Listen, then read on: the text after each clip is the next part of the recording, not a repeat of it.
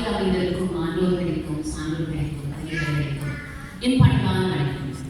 ஒரு கவிஞனுடைய பணி சமகாலத்தில் சமூகத்தில் நடக்கும் நிகழ்வுகளை, அதன் விளைவுகளை, சமூகத்தின் அடுத்த கட்ட நரவு என்னவாக இருக்க போகிறது, என்னவாக இருக்க வேண்டும் என்ற செய்தியை எல்லாம் மக்களிடம் கொண்டு போய் சேர்ப்பதே ஆகும், அவர்களை விழிப்படைய செய்வதே ஆகும். இந்த கடமையை பாவேந்தர் மிகச் சிறப்பாக செய்தார் என்பது நாம் எல்லோரும் அறிந்த ஒரு செய்தி. அவருடைய மற்ற காப்பியங்களைப் போல் குடும்ப விளக்கிலும் சமூக விழிப்புணர்வு மிக ஆழமாக அழுத்தமாக விதைத்திருக்கிறார். கேள்வியாளர்கள் மடமலை போல் நள்ளிரவு மெதுவாக நடந்து கொண்டிருந்தது என்று தனது முதல் பாகத்தில் முதல் பத்தியிலே எழுதி சமூகம் விழிப்படைய வேண்டும் என்றால் கேள்வி கேட்டு பழகுங்கள் என்ற செய்தி நம்மை வந்தடைய செய்கிறார். அடுத்து இந்த காவியத்தில் அவர் சொல்லும் அந்த விழிப்புணர்வு செய்திகள் எல்லாம் அவருடைய கற்பனையோ ஏக்கமோ கிடையாது. அந்தந்த பாகம் வந்த காலத்தில் சமூகத்தில் என்ன நடந்து கொண்டிருந்ததோ அதை தான் அவர் சொல்கிறார். ஒரு உதாரணத்திற்கு முதல் பாகம் ஒரு நாள் நிகழ்ச்சி 1942 வெளிவரும். இந்தியாவில் ஆகஸ்ட் புரட்சி வெடிக்கிறது. Quit India moment. நாட்டின் பல தரப்பு மக்களும் போராட்டத்தில் ஈடுபட்டிருக்கிறார்கள். சிலர் நேரடியாக, சிலர் நிதி உதவி செய்து இந்த காட்சியானது காப்பியத்தில் இடம்பெறுகிறது. கணவன் மனைவியும் இரவில் தன்மையை சந்தித்துக் கொள்கிறார்கள். அப்போ அந்த மனைவியானவர்கள் சொல்கிறார், நாம் நாடும் பேசுறோம், தமிழர்கள் பேசுறோம், ஆனால் சொந்த காசு ஒரு காசு அதுக்காக நான் கொடுத்தது இல்லையே அப்படின்னு அவன் கேட்கும் போது கணவன் பதில் சொல்கிறான், சமூக நலனுக்காக தமிழர் இயக்கங்களுக்கு நான் ஆதாரமாக ஒரு நிதி கொடுத்து கொண்டுதான் இருக்கிறேன். இது ஒரு கணவனுக்கும் மனைவிக்கும் இடையே நடந்த ஒரு பேச்சு அப்படின்னாலும் ஒதுங்கி போயிருக்கிறது. அந்த கேள்வி இன்று படிக்கும் நமக்கும் அந்த வாழ்க்கை உண்டாக்குகிறது என்றால் நிச்சயமாக அதுதான் சமூக விழிப்புணர்ச்சி. அடுத்து இரண்டாம் பாகம் விருந்தோம்பல். இதுல நிறைய புதுமையான புரட்சிகரமான செய்திகள் எல்லாம் நம்மளால பார்க்க முடியும். எந்த கவிஞரும் பாடாத கருத்தடை, குடும்ப கட்டுப்பாடு எல்லாம் இதில் பாடும் பொருளாகிறது. கவிஞர் எழுதுகிறார், 2 குழந்தைகள் தான் எழுதிருந்து போகாமல் வேண்டும் அளவு விளைத்து பின் வேண்டாத்தால் சேர்க்கை ஒழித்து கருத்தடையையும் செய்க அப்படின்னு.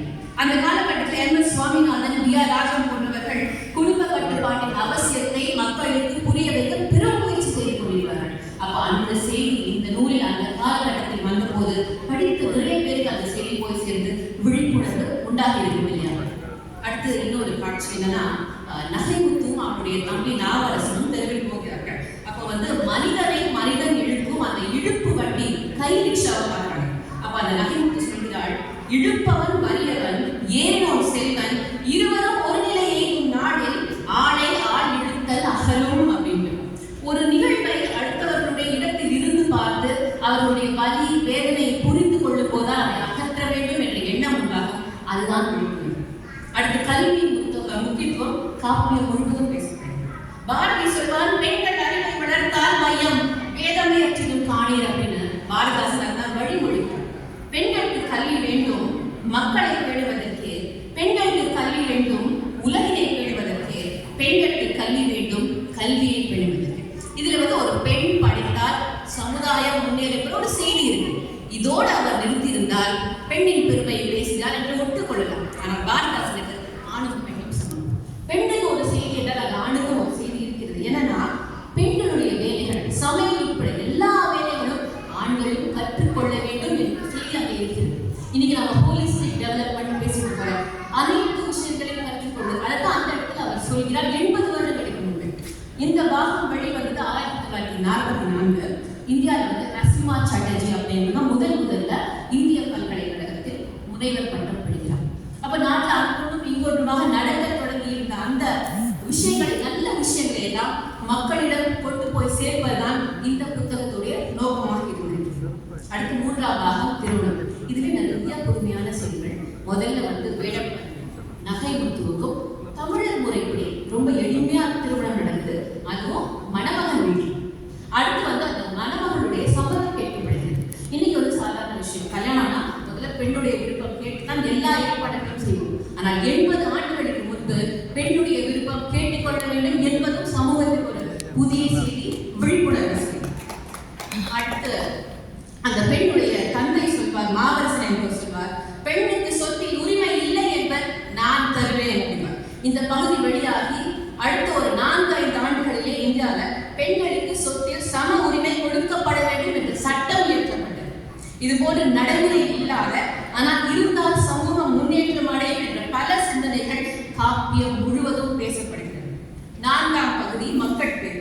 இதுல நகைமுத்துவுக்கு பெண் குழந்தை பிறக்கிறது. அமிழ்து அப்படின்னு ஒரு பேர் வைக்கிறாங்க. ரொம்ப சீராட்டி பாராட்டி அந்த குழந்தைக்கு கல்வி கொடுத்து வளர்ந்துட்டு வராங்க. இந்த பாகம் படிக்கிறது 1950. இந்தியா பிளவுபட்டு இந்தியா பாகிஸ்தான் மாதிரி நிறைய மத கலவரங்கள் கடவுளின் பேரால் நிறைய சண்டைகள் நடந்து கொண்டிருந்த ஒரு காலகட்டம். அப்போ நாடு முத்து அப்படிங்கிறது இந்த வேலைப்பட்ட போது எனக்கு கொஞ்சம் காசு வேணும் அப்படின்னு கண்டுபிடித்தார். அந்த நேரத்தில் குழந்தை என்ன பண்ணுது, திருக்குறளை எடுத்து வந்து காமிச்சாரு. அப்பா திருக்குறள்ல கோவில் எங்க பாருங்க, திருக்குறளில் கோவிலே இல்லையம்மா அப்படின்னு ஒரு சீனியர் வேலைப்பட்டு சொன்ன உடனே இந்த நாடு முத்து சொன்னாரு, திருக்குறள்ல கோவில் இல்லையா, அப்ப நான் கோவிலுக்கு போக வேண்டிய அவசியம் இல்லை, அதுக்குதான் நான் காசு கேட்க வந்தேன். அந்த இடத்துக்கு அவருக்கு விழிப்புணர்வு ஏற்படுகிறது. அவர் மனசு மாறுகிறது. அப்ப மதத்தை விட மனிதம் பெரியது என்ற செய்தி இந்த இடத்தில் பதியப்படுகிறது. இறுதியாக முதியோருக்காக அந்த தலைப்பே ஒரு புதுமையான விழிப்புணர்ச்சி தரும் ஒரு தலைப்பு தான். நாம் எல்லாம் பொதுவாக முதியவர்கள் என்றால் முடங்கி போவார்கள், வலி வேதனை முடியலை பரவுவாங்க, ஒரு பக்கம் ஒதுக்கி வைக்கப்படுவார்கள் என்ற எண்ணத்தில் தான் இருக்க முடியாது. ஆனா இந்த காப்பியத்தில் மணவாளனுக்கு வயது 105, மனைவி தங்கத்துக்கு வயது 100, 2 பேரும் இலக்கியம் படிக்கிறார்கள், விவாதிக்கிறார்கள். தொடர் மணவாளன் ஓர்பார் இலக்கியம் படிப்பார், இன்பத் துணைவர் கேட்டிருப்பார் அப்படின்னு எழுதுறார். இன்னைக்கு நம்ம ஆக்டிவ் ஏஜிங் கிரேஸ் எல்லாம் பேசியிருக்கோம். அது அன்னைக்கு அவர் 80 வருடத்துக்கு முன்னாடி பேசியிருக்காரு. அதே நேரம் மணவாளனுக்கு நாட்டு நடப்பு தெரிஞ்சிருக்கு. இந்த பகுதி 1950 வெளிவருது. அது சொல்ற, மகளிர் எல்லாம் அரசியலை கைப்பற்றி ஆண்டார், மாநிலத்தில் போர் இல்லை சாக்காடு இல்லை அப்படின்னு. இந்த பகுதி 2 ஆண்டுகள்ல இந்தியாவில் முதல் பொது தேர்தல் வருது. 24 பெண் எம்பிக்கள் மக்களவைக்கு போனதாக ஒரு செய்தி உண்டு. இது போன்று நாட்டில் நடந்து கொண்டிருந்த நடக்க வேண்டிய மக்களிடம் காரசாரமாக விவாதிக்கப்பட்ட தலைப்புகள், அவசியம் ஆனால் புறக்கணிக்கப்பட்ட தலைப்புகள் என்று பல தலைப்புகளை இந்த புத்தகமானது குடும்ப விளக்கானது அலசுவதால் இது நிச்சயமாக பெரிதும் வலியுறுத்தப்படுவது சமூக விழிப்புணர்வு என்று கூறிய முதல் சட்டை விடுகிறேன். ஒரு கேள்வி, நீங்க சொன்னீங்க குடும்ப விளக்குல பெண்ணின் பெருமை பேசப்படுவதாக. பெண் அதை செய்யறா, பெண் இதை செய்யறா, எல்லாம் செய்யும். ஆனால் முதல் பாகம் முழுவதும் தலைவியோட பெயர் கூட நமக்கு சொல்லப்படுது. 2வது பாகத்தின் நடுவில் தான் அவர் பேர் தங்கம் அப்படிங்கிறது நமக்கு சொல்லப்படுது. அப்படிங்கும்போது இந்த புத்தகம் பெண்ணின் பெருமை பேசுவதாக எப்படி சொல்கிறீர்கள் என்று கேட்டு எனக்கு வாரத்தை நிறைவு செய்கிறேன். நன்றி. இந்த வடிவத்தில் முதல்ல பேசுபவர் வினாய்ப்பதில்லை, 2வது பேசுபவரும் 3வது பேசுபவரும் வினாய்ப்பார். முதலில் பேசுபவருக்கு 2ஆம் சுற்றில் அந்த வயது அவர் வினாய்ப்பார். புலவர் கேட்டிருக்கிறார், முதல் காலத்தில் இவருடன் கூடுதல் என்பதில் யாருடைய பெயர் சுட்டப்படுவது இல்லை. அவர் சொன்ன செய்திகளும் அப்படித்தான். சமூக மன்றத்தில் பெண்களுக்கு சொத்துரிமை வேண்டும், பெண்ணை கட்டவர் சொல்வார், மகளிருக்கு சொத்துரிமை இல்லை, உனக்கு நான் கொடுப்பேன்.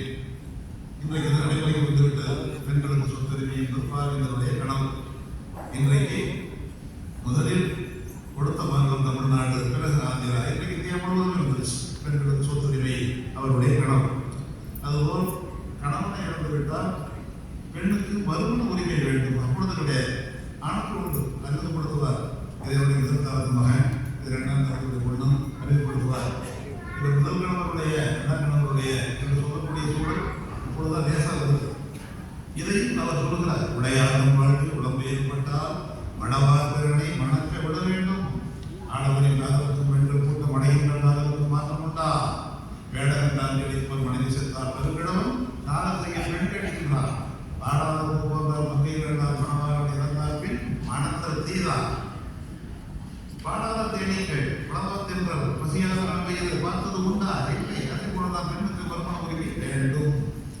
இப்ப சட்டங்கள் வந்துச்சு, 50ஆவது பேர் தான் வந்தது. நடைமுறை உண்டா? நன்றாக கேட்டால் இந்த சமூக விழிப்புணர்ச்சி ஏற்படுத்துகின்ற குடும்ப வழக்கு அதை விட அதிகமாக இருப்பது குடும்ப பிணைப்பு என்று